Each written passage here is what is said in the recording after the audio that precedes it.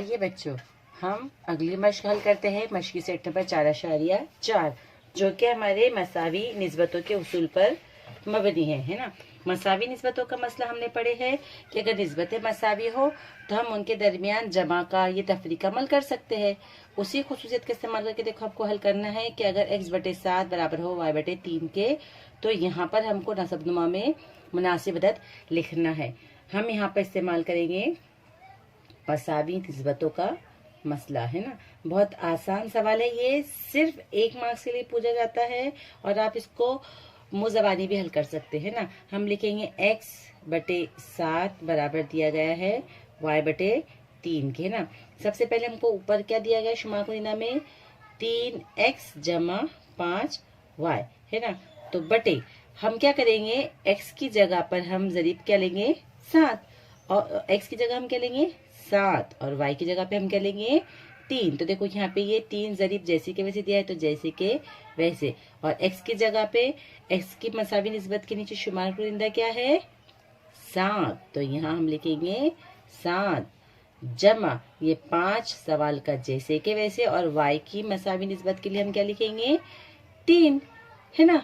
Simple, आसान है। अब इसको हम हल कर लेते, तो क्या हो जाएगा 7 दिया 21 बटे 5 दिए 15। तो यहाँ पर आ जाएगा हमारी पहली खाली जगह में आ जाएगा 3x जमा 5y बराबर 7 या 21 जमा 15। हम 21 और 15 की जमा कर लेंगे, है ना। तो 21 और 15 की जमा किए तो क्या आ गया, ये बराबर आ गया 36। तो ये आई हमारी पहली खाली जगह में 36। इसी तरीके से हम दूसरा भी पता कर सकते हैं। दूसरा जो आपको दिया गया है, देखो दूसरा क्या है 7x नफी 9y, है ना।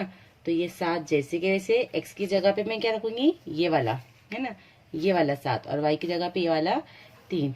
तो ये हो जाएगा 7 नफी ये 9 सवाल का हमारा, और y की जगह पे देखिए हमने 3। तो 7 7 49, ये हो जाएगा 7x नफी 9y बराबर बटे 7 7 49 नफी 9 तिया 27, है ना। हम उसकी तफरीक करेंगे तो ये मसावत हो जाएगी हमारे पास 7x नफी 9y बटे 22।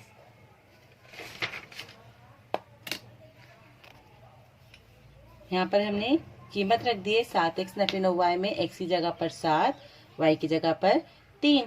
तो ये हो गया 7x नफी 9y बटे 7 7 7 7 49 नफी 9 तिया 27। और जब 49 में 27 जाएगा तो हमारा जवाब आएगा 22। तो हमारी दूसरी खाली जगह में इस तरह से हमको अदद मिल गया 22, ठीक है। आइए बच्चों, सवाल नंबर 2 की तरफ बढ़ते हैं। सवाल नंबर 2 है 5m नफी 3n बराबर 3m जमा 4n, है। देखो हमको निस्बत ना देते हुए यहाँ क्या दे दी गई, एक मसावत m और n की सूरत में, और फिर उसके बाद हमको ये पता करना है ना। यहाँ पर हमारा एक काम ये बढ़ गया है कि हमको पहले दी हुई मसावत से हमको m और n की निस्बत तैयार करनी है ना। तो सबसे पहले हम दी हुई मसावत को लिख लेते हैं कि 5m नफी 3n बराबर 3m जमा 4n। मसावत हासिल करने के लिए हम जो m वाले हैं ना उनको बराबर के अलामत के एक जानिब जमा करते हैं, और n वालों को हम बराबर के अलामत के दूसरी जानिब जमा करते हैं ना। तो देखो बच्चों ये क्या हो जाएगा 5m, ये जमा के 3n को मैं इधर बुलाऊंगी तो ये हो जाएगा नफी के 3m, और यहाँ पे 4n पहले से है, ये हमने नफी n को उस जानिब जाए तो ये हो गया जमा का n। तो इसको हमको मिलेगा हल करने पे 5 में से 3 गए तो ये बचेंगे 2m बराबर 4n, और 1n कितने हो जाएगा 5n। अब हम यहाँ से m और n की निस्बत आसानी से निकाल सकते हैं। m बटे n बराबर ये 5 ऊपर और ये 2 इधर का ज़रूर में इधर आकर क्या हो गया तकसीम। तो सबसे पहले हमने मालूम कर लिए m बटे n बराबर 5/2, है ना। अब हम हमारे पहले ज़िमनी सवाल पे आते हैं। हमको चाहिए m का मुरब्बा और n का मुरब्बा। तो हम यहाँ पे तरफ़ैन का क्या कर लेंगे, मुरब्बा करने पर m बटे n बराबर दिया गया है 5/2। हम करेंगे तरफ़ैन का मुरब्बा करने पर। ये साइड में आपको लिखना जरूरी है, आपको याद रहेगा कि आपने कौन सा अमल किए थे, ठीक है। तो ये हो जाएगा m का मुरब्बा बटे n का मुरब्बा बराबर 5 का मुरब्बा 25, 2 का मुरब्बा 2 दूनी 4, है ना। अब हमको मालूम क्या करना है, m को 2 जमा n को 2 और m को 2 नफी n को 2, यानी हमको क्या करना है, अमले तरकीब व तफसील, है ना। तो आप यहाँ पे लिखेंगे कि अमले तरकीब वो अमले तफसील से अमले तरकीब व तफसील से ये हमारा हो जाएगा m की कुव्वत 2 जमा n कुव्वत 2 बटे m कुव्वत 2 नफी n कुव्वत 2 बराबर 25 जमा 4 बटे 25 नफी 4। इसको हल कर लिए, 25 में 4 मिलाने पे हासिल जवाब आ गया 29 बटे 25 में से 4 गए तो बचेंगे 21। ये आगे मुख्तसर नहीं हो सकता, तो यहाँ पर आके हम रुक जाएंगे, है ना।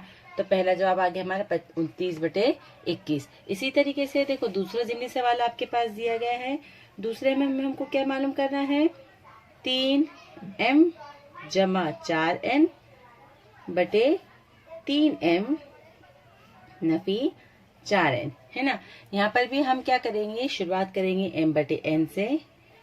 m बटे n की निस्बत हमने ऊपर मालूम किए थे, तो आई थे हमारे पास 5 बटे 2, है ना।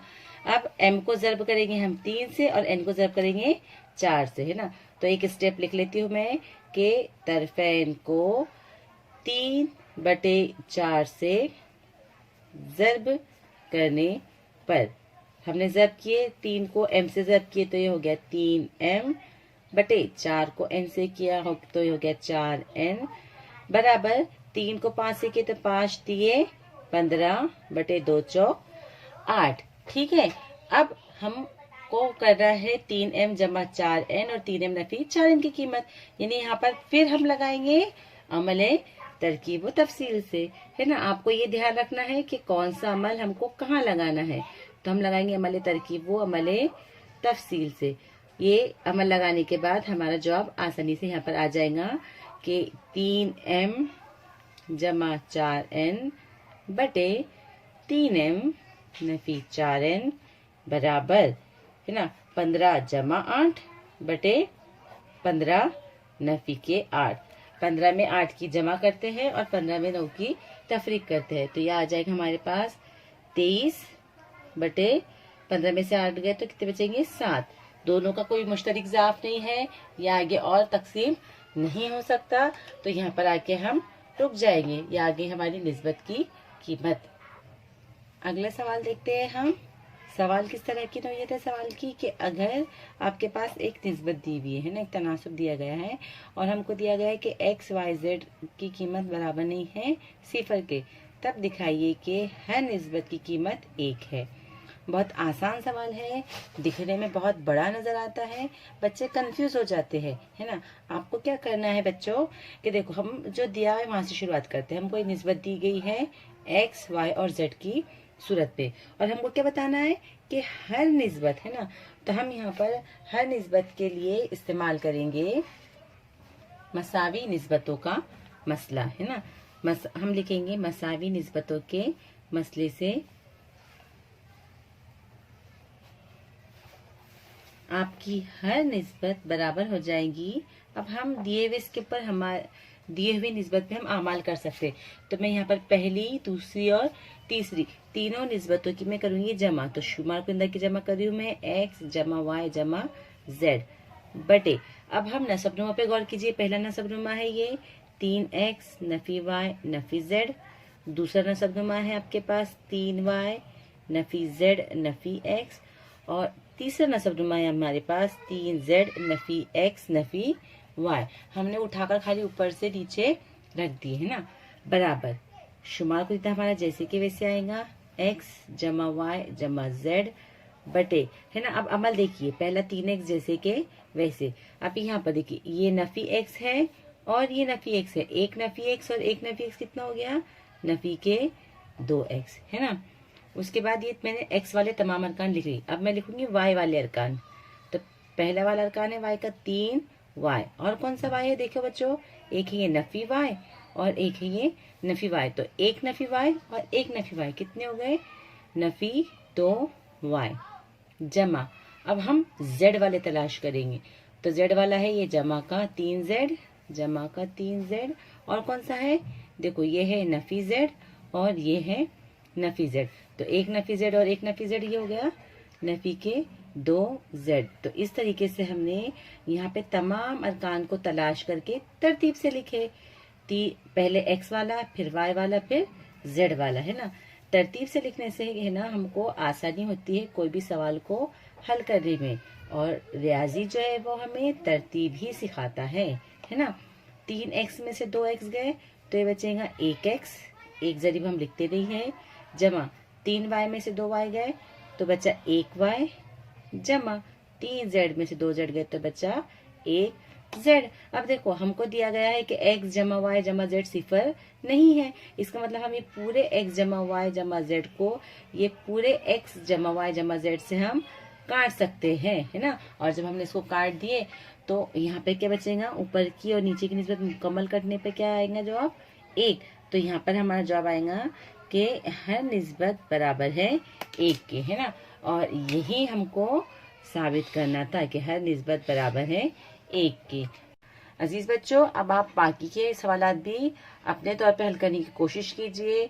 आपको बहुत सारी हल करदा मिसालें दी हुई है, आप उसकी भी मदद ले सकते हैं, अपने असातिज़ा की भी मदद ले सकते हैं, और इस तरह से हम यहाँ पर इस मश्क को रोकते हैं।